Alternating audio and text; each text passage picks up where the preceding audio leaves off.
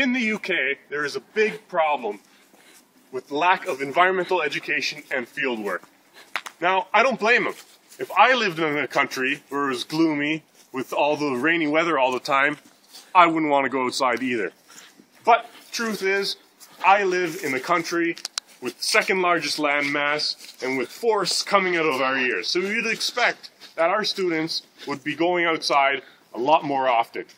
Truth is, we are not.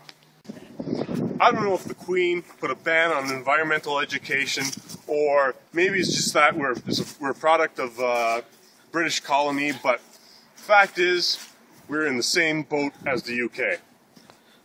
Now, in Fieldwork, there's about 50% of students in elementary schools that are going outside, doing field work, and also getting a good environmental education.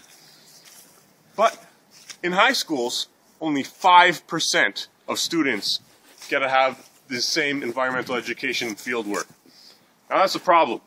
And only 1% of that 5 actually do the science work. The rest of it, it's phys ed, all those other type of things. Now the problem's not just with Fieldwork. The same figures of 5% occurs throughout the whole province. Toronto Board, Durham District School Board. Again, only 1% of all students in high schools are actually getting environmental education. And that's a big problem. I can go on and on about how great environmental education is, how it immerses students inside the classroom and outside the classroom. But I'm not going to talk about that. Instead, I want to know the reason why high school teachers aren't bringing students outside.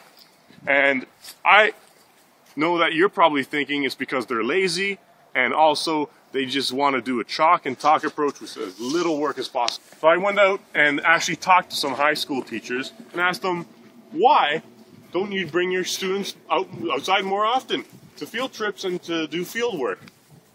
And what I got was very disturbing. What I heard was that the policy inside the high schools was when they wanted to go on a field trip, they had to hire supply teachers that were supplied at the school level, not at the board level. And that's a problem. In elementary schools, that same problem does not persist.